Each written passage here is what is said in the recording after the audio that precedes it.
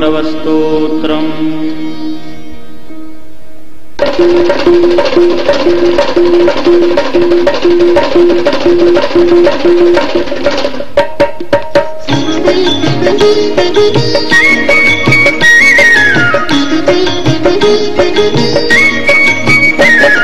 जटाटवी गलज्जलप्रवाह पावितस्थले कलेवलम्ब्य लम्बिताम्बुजङ्गतुङ्गमालिकाम् डमड्डमड्डमड्डमन्निनादवड्डमर्वयम् चकार चण्डताण्डवं तनोतु नः शिवः शिवम्।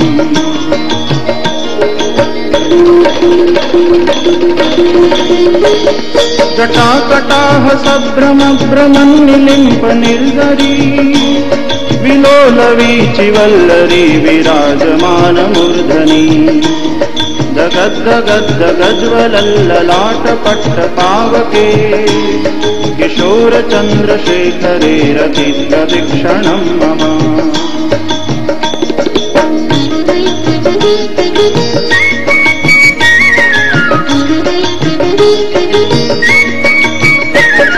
धराधरेन्द्र नन्दिनी विलास बन्धु बन्धुर स्फुरद्दिगन्त सन्तति प्रमोदमान मानसे कृपाकटाक्ष धोरणी निरुद्ध दुर्धरापदी क्वचिद्दिगम्बरे मनो विनोदमेतु वस्तुनि।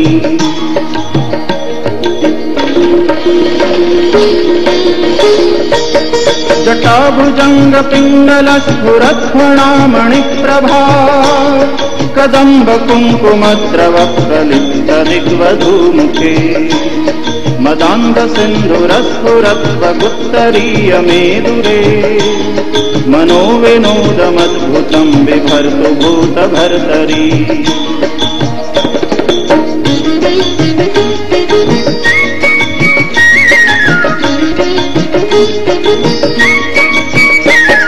सहस्रलोचन प्रभृत्य शेषलेखशेखर प्रसूनधूलिधोरणी विदूसराङ्घ्रिपीठभू भुजङ्गराजमालया निबद्धजाटजूटकः श्रियै चिराय जायतां चकोरबन्धुशेखर।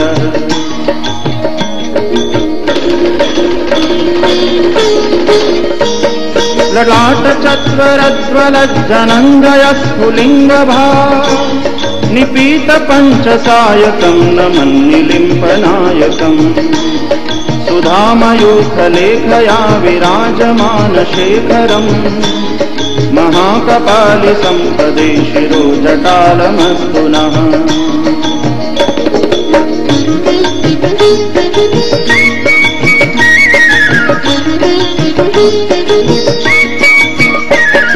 करालभालपट्टिकाधगद्धगद्धगज्वल धनञ्जयाहुतिकृतप्रचण्ड पञ्चसायके धराधरेन्द्र नन्दिनी कुचाग्रचित्रपत्रक प्रकल्पनैकशिल्पिनी त्रिलोचने रतिर्मम।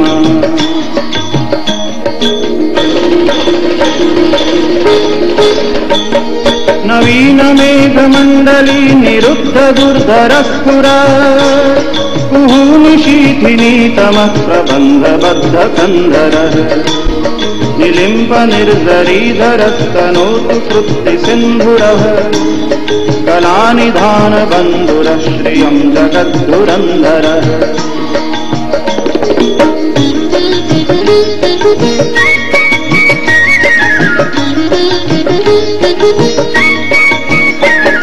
प्रफुल्लनीलपङ्कजप्रपञ्चकालिमप्रभा वलम्बिकण्ठकन्दली रुचिप्रबद्धकन्धरम् स्मरच्छिदं पुरच्छिदं भवच्छिदं मखच्छिदं गजच्छिदान्धकच्छिदं तमन्तकच्छिदं भजे।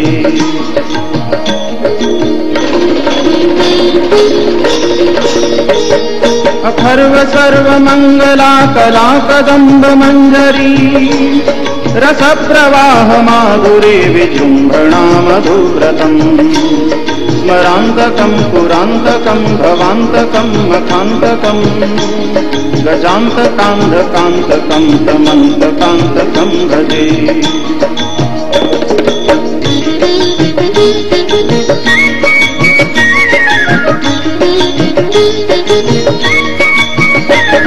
जयत्वदभ्रविभ्रमभ्रमद्भुजङ्गमश्वस विनिर्गमक्रमत्स्फुरत्करालभालहव्यवा धिमिद्धिमिद्धिमिद्वदन् मृदङ्गतुङ्गमङ्गल ध्वनिक्रमप्रवर्तितप्रचण्डताण्डव शिवः।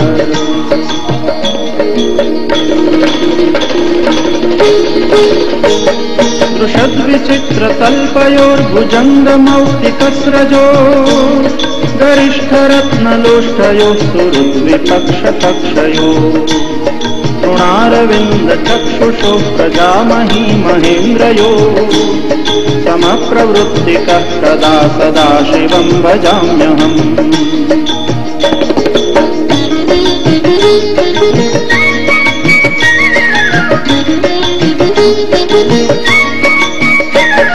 सदा निलिम्प निर्जरी निकुञ्जकोटरे वसन् विमुक्तदुर्मतिः सदा शिरस्थमञ्जलिं वहन् विलोललोललोचनो ललामबाललग्नकः शिवेति मन्त्रमुच्चरन् सदा सुखी भवाम्यहम्।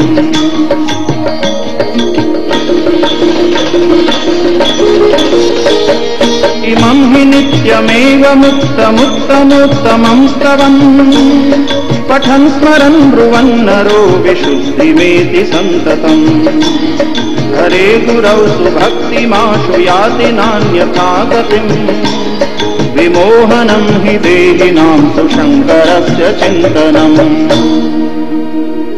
पूजावसानसमये दशवक्त्रगीतम् यः शम्भुपूजनपरं पठति प्रदोषे तस्य स्थिराम्रजगजेन्द्रतुरङ्गयुक्ताम् लक्ष्मीं सदैव सुमुखीं प्रददाति शम्भुः। इति श्रीरावणकृतं शिवताण्डवस्तोत्रं सम्पूर्णम्।